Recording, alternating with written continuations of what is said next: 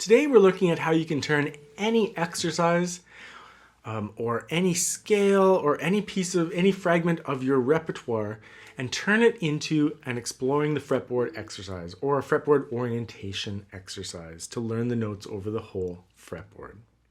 Follow the lesson for free and just pick up all the tips from the video. This is a very generic kind of lesson where I'm just going to be listing ways to do this and just demonstrating a little bit about how to do that. But if you're interested, this is exercise number 100 from my book, Exploring the Fretboard, 100 Exercises for Intermediate Guitar, and there's a link for that in the description. So this is exercise number 100, which is just a call to action, a message to students that saying that although the book has ended, you can continue to create exercises for just 2 minutes a day. If you do these tips, you will learn your fretboard so well. So I know it's kind of corny to have an exercise that's like a call to action, but it's so true and it's so important. So let's just go over some ways that we can do this. So the first way is say the note names out loud. We've done that throughout the whole book and I've talked about it so much. You're probably sick of hearing me say it, but it's just so important. Guitar players memorize fingerings and patterns so easily. And so we just kind of memorize things and don't think about the notes always. We also readily are able to read fingerings quite efficiently. All the little symbols we have and whatnot. But saying those note names out loud is so beneficial. And I think it goes back to the very first exercises in the book.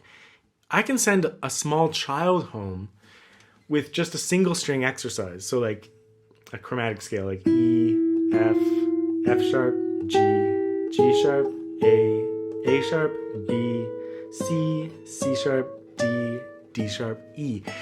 And if I have that child work on that for a whole week, and they do it a couple times, they come back and they actually know like where A is and where B is. They know all the notes on that string pretty much. And so after 6 weeks, they kind of can do that over the whole fretboard. At the very least, they can work their way up to identify a note. And think about how many guitar students that they've been studying for a couple years and they still don't know what the notes are up here. Like these saying the note names out loud though, just as a habit, allows us to just really know the whole fretboard. So you can do that with anything. You can do that with scales. If you've learned a scale, a C major scale in 7th position, instead of just playing it every day and just memorizing the fingering and working on technique, why don't you just take like 10 seconds out of your scale practice, like really 10 seconds, and just go C, D, E, F, G, A, B, C, and say the note names out loud.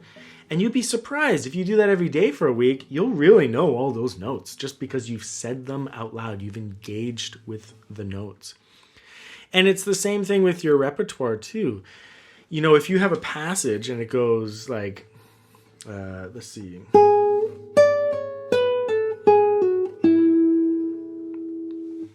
If you say those note names out loud, it might make it more clear that it's not just some random fingering that you're playing, but it's actually like a scale passage that goes like D, C sharp, B, A, G sharp, F sharp, E. And once you know the names of those notes, you can start thinking like, oh, well, I guess I could try fingering this different. Like I could go D, instead of this, I could go D, C sharp, B, A, G sharp, F sharp, E. I could do it down a single string, or I could do it in a fixed position, like D, C sharp, B, A, G sharp, F sharp, E, or E there. By saying those note names out loud, you just you create, instead of playing a fingering or an abstract musical line, you just make it real. It's like it's a descending scale in a certain key.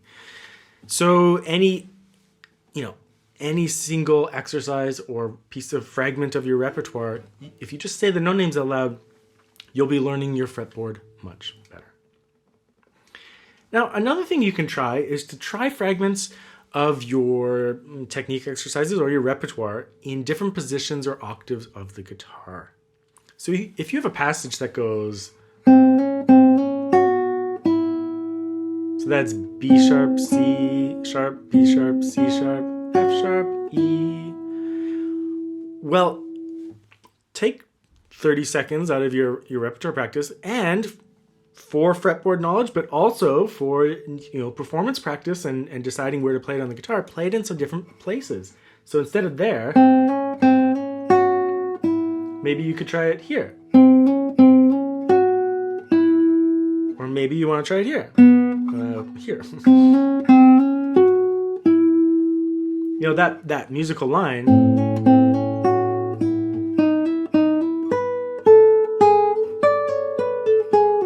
it jumps up here, like, oh, maybe I could play it up here. So that I'm closer to that upper note. But maybe I don't like the tone of that, but at least I experimented, and in the process, I got to try it in a few different places, so I learned some different octave areas of my unison areas of the guitar.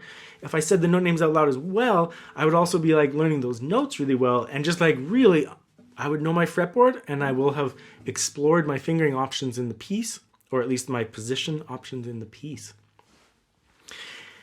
Putting that all together as well is that, sometimes saying the note names out loud and playing it in different areas can be really interesting, because we might sometimes learn something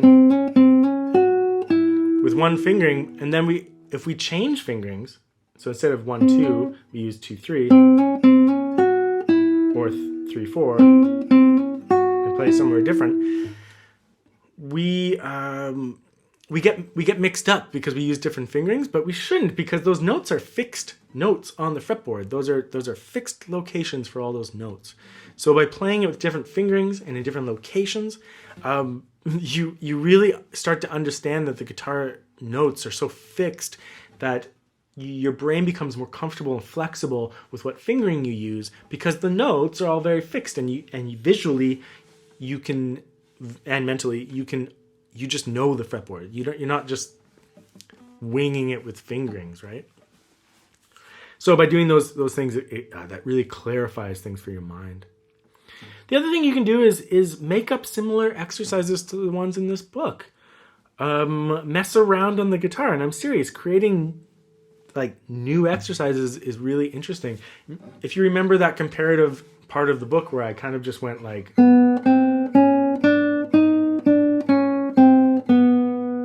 where else could I play that?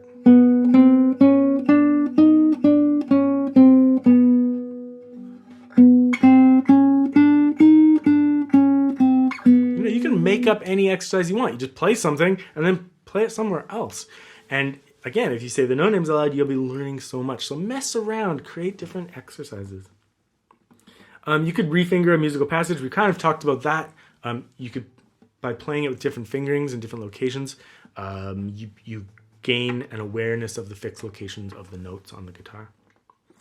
Another great way to study fretboard orientation and exploration is studying some basic jazz, getting a jazz book and just like studying some basics.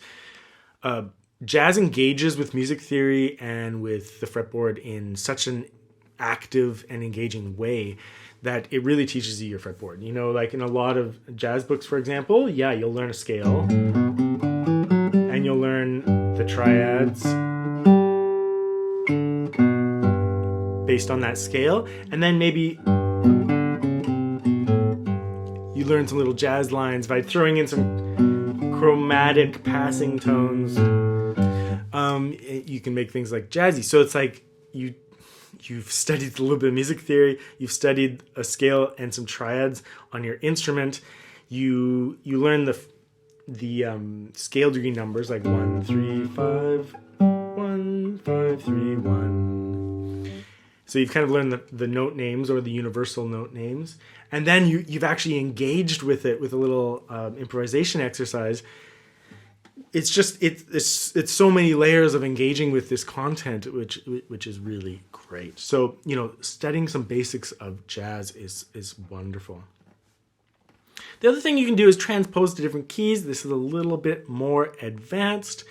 But on like a basic level, if you start learning scale degrees numbers, it's interesting. Like we transpose all the time when we play scales, right?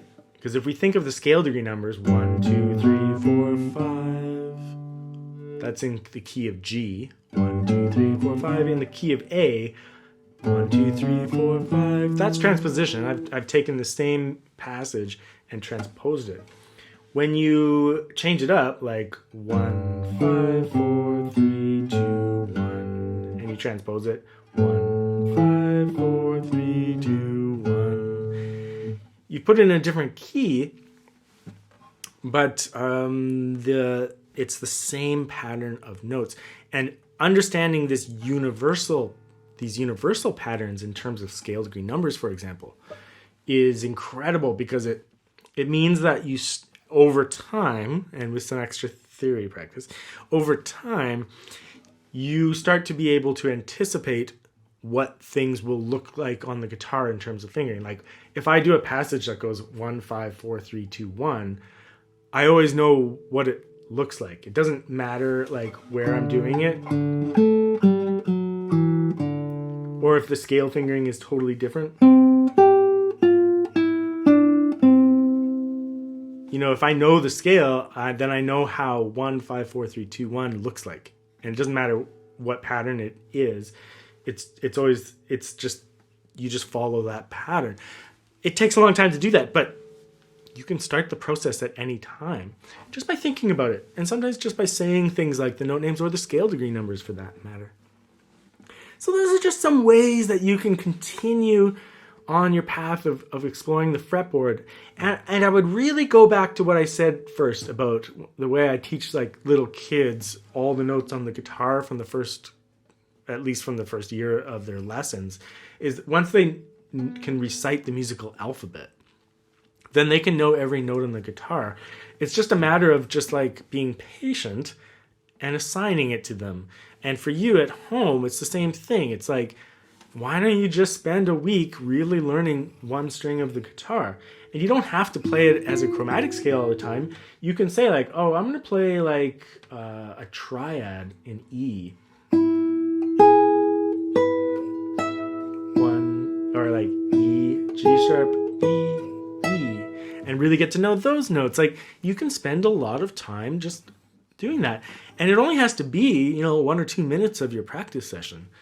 But if you just do 1 or 2 minutes of these activities in your practice session every day, you will just know your fretboard so well. So I really hope you do that.